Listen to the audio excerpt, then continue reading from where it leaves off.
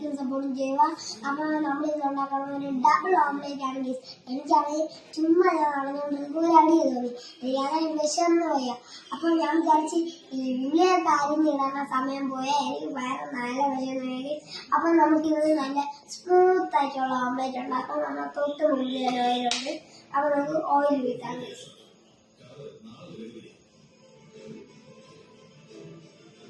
അപ്പോൾ നമ്മൾ ഓയിൽ വീട്ടിയിട്ടുണ്ട്. ഇനി നമ്മൾ ഓംലേറ്റ് വീട്ടാം ഗൈസ്. കണ്ടില്ലേ ഗൈസ്, ഇതാണ് നമ്മൾ ഓംലേറ്റ്. അപ്പോൾ നമുക്ക് ഓംലേറ്റ് വീട്ടാം.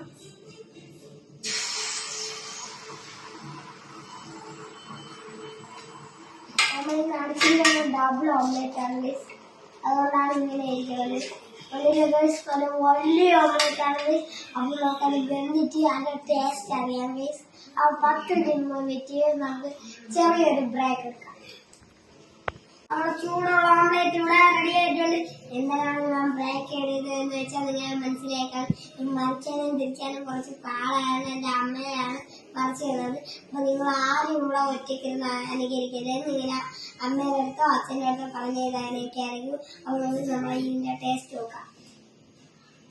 അടിപൊളിയായിട്ടുണ്ട്. അപ്പോൾ നിങ്ങൾ ഇതേപോലെ ട്രൈ ചെയ്യണമെങ്കിൽ ഒന്ന് ലൈക്കും സപ്പോർട്ട് ചെയ്യുക.